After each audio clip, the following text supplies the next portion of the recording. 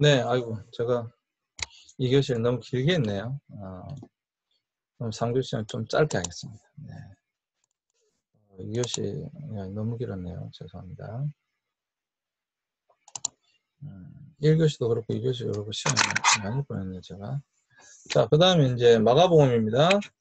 마가복음은 예수님을 종으로 표시하고 있죠. 종으로 오신 예수님. 인자이신 예수님은 마가복음 10장 35절 45절에서 종의 모습으로 자신을 나타내고 계시며 이 이사야서의 종의 모습을 그대로 적용하시는 모습을 볼 수 있다.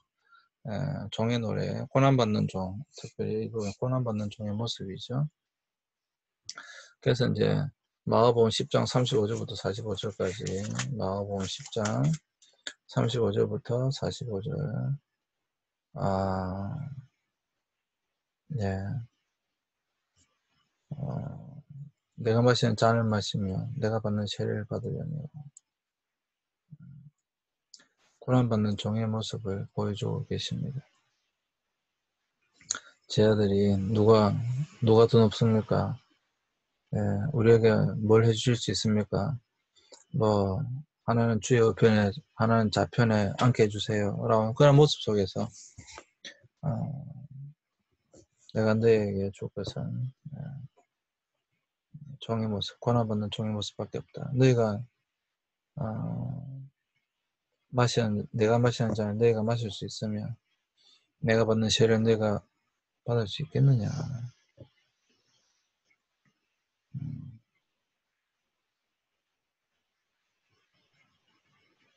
사실 지금 그러니까요. 목사라고 하는 것이 뭘까요, 여러분?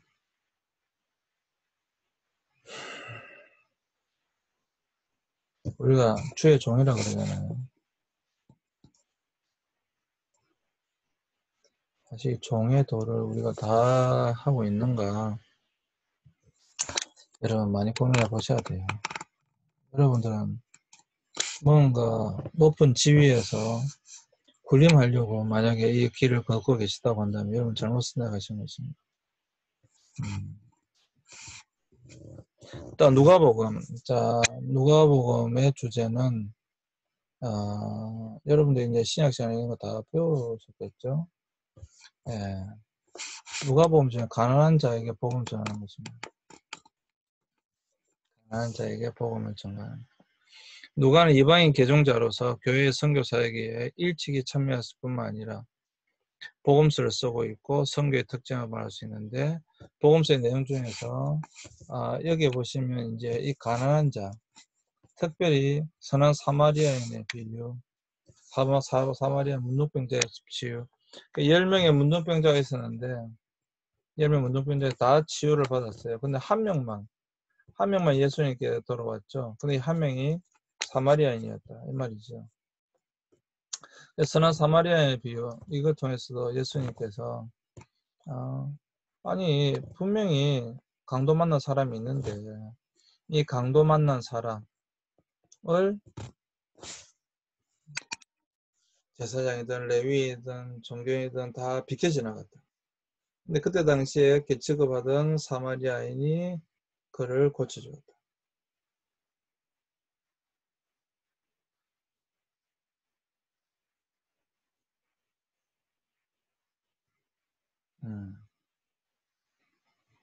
사실 여러분 누구를 도와주고 안 도와주고는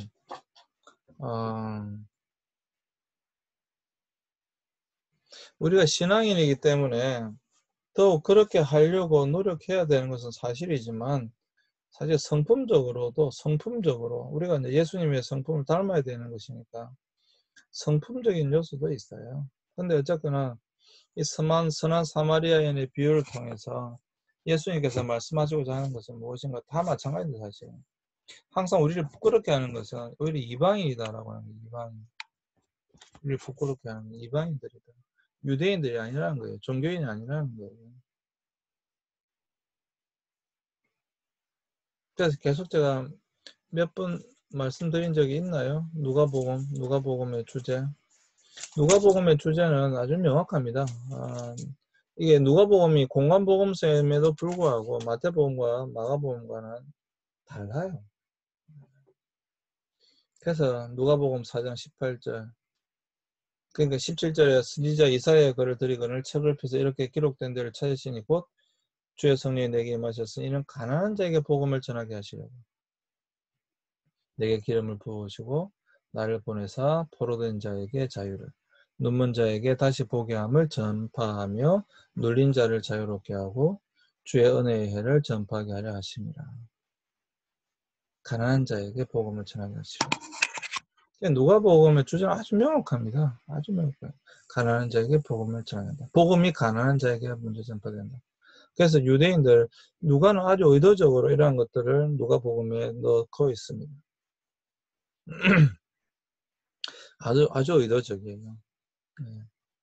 그래서 오히려 신앙인들로 하여금 부끄러움을 느끼게 하는 것이죠. 가난한 자에게 복음을 전한다.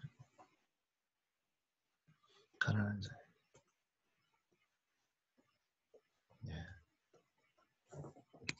그래서 여러분, 복음이 전파되면 성령이 임하셨을 때 물론 부자를 무시하라고 하는 것이 아닙니다. 그러면 참 좀 더 해봐야 되겠네요. 네.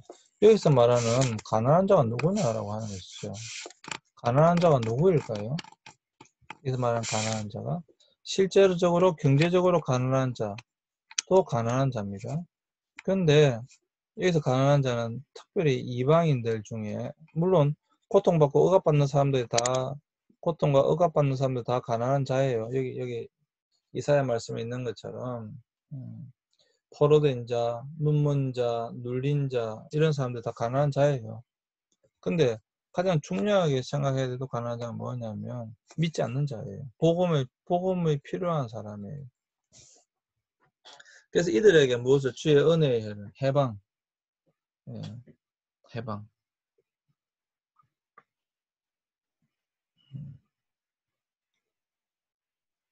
복음의 역할이 무엇인가? 복음의 능력이 무엇인가? 그렇게 눌려있는 사람들에게 복음이 전파되어졌을 때 그들의 삶이 바뀌어야 된다 라고 하는 것입니다.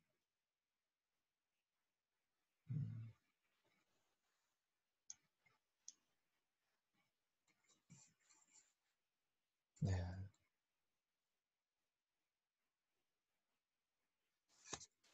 그 다음 요한복음 20장 31절에 의하면 오직 이것을 기록함은 죄송합니다. 너희로 예수께서 하나님의 아들 그리스도이심을 믿게 하려 하며 또 너희로 믿고 그 이름을 힘입어 생명을 얻게 하려 하니라.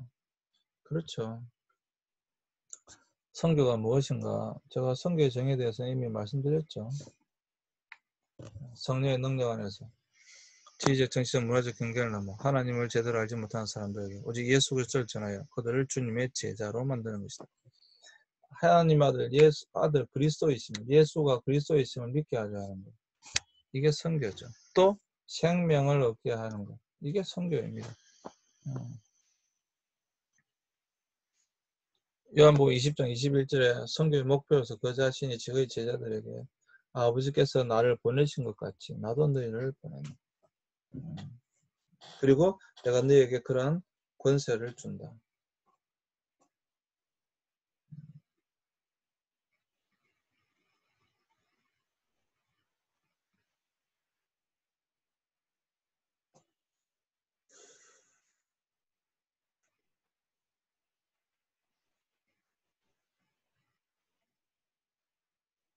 우리는 선교해야 됩니다. 선교는 옵션이 아니에요. 사람들 하여금 예수님이 그리스도이신 것을 믿게 해야 하고요. 또 그 이름을 힘입어 예수님의 이름을 힘입어 생명을 얻게 해야만 합니다. 이것이 선교의 목적입니다. 선교의 목표로서 제자들에게 아버지께서 나를 보내신 것 같이 동일하게 나도 너희를 보낸다.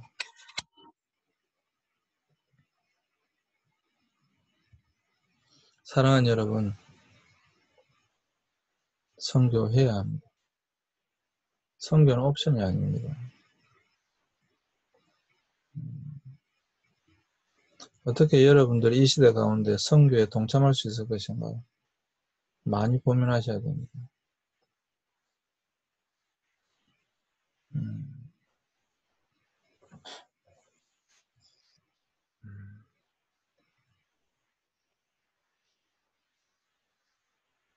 실제적으로 많이 고민해 보셔야 됩니다.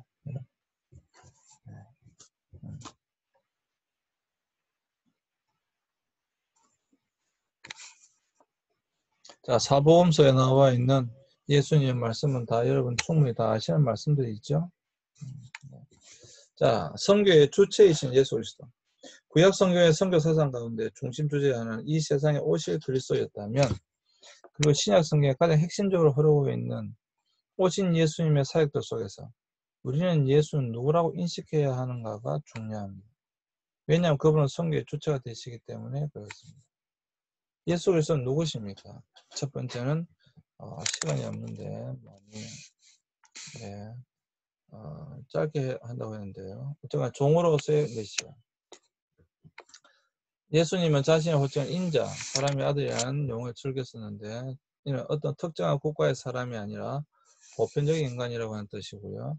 접근은 하나님이셨고 천지 창조 때부터 계셨지만 의도적으로 종의 형체를 가지셨고 죽기까지 복종하셨음을 볼 수가 있습니다.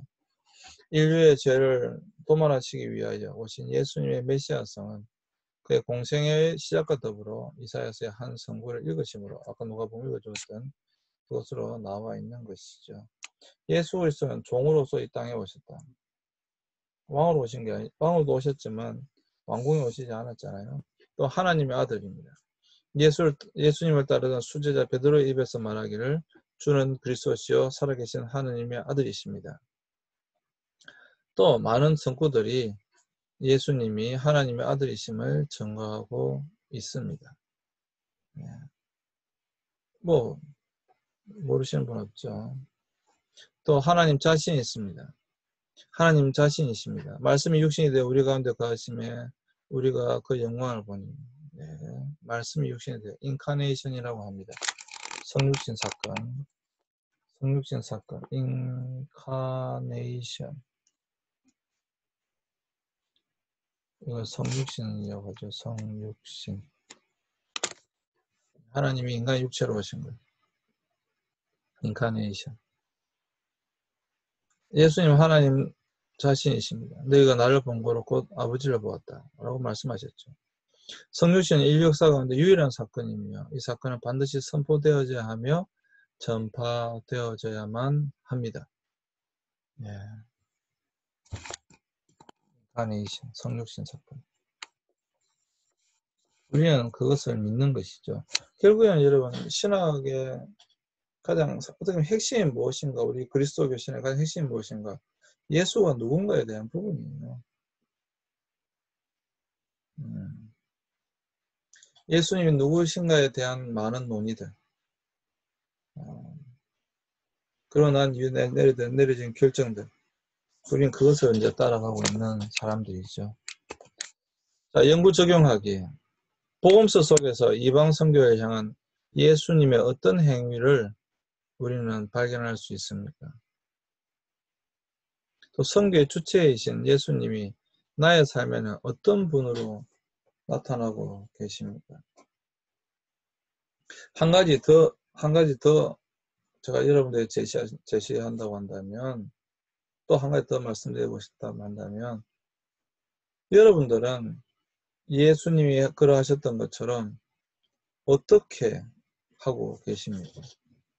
우리는 예수님을 따른다라고 하면서 우리의 삶 가운데 예수님을 따르고 있는 어떤 모습이 있습니까? 여러분 스스로에게 질문해 보시기 바랍니다. 우리는 분명히 예수님을 따른다라고 합니다. 우리는 주의 종이라고 합니다. 그렇다고 한다면 우리가 예수님을 따르는 자로서 우리가 어떤 모습으로 살아가고 있는 것, 그분의 종으로서 또 복음 전파를 위해서 어떠한 모습으로 살아가고 있는가 한번 스스로에게 질문해 보시기 바랍니다. 사랑하는 여러분, 성경은 옵션이 아닙니다. 성경을 한 번만이라도 똑바로 읽었다고 한다면 우리는 다 선교해야 된다라고 하는 것을 여러분들이 아실 것입니다.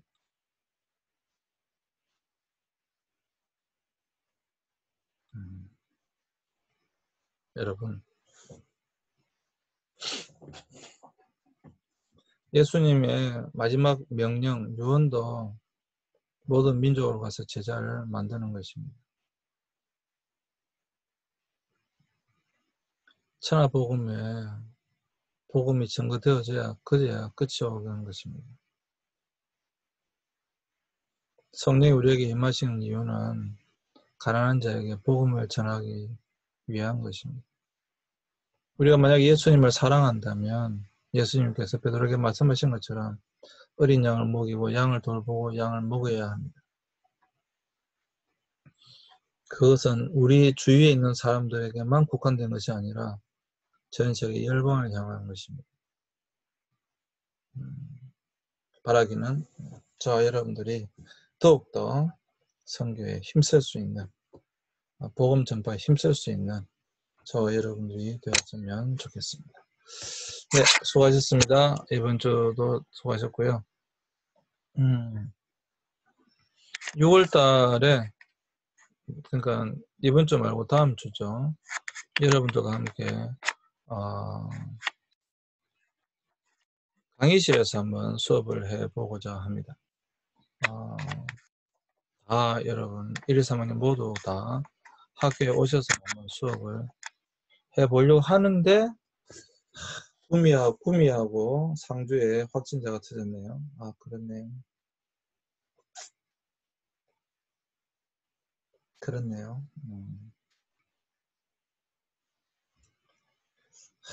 그렇네요. 조심스럽네요. 네, 마치겠습니다. 수고하셨습니다.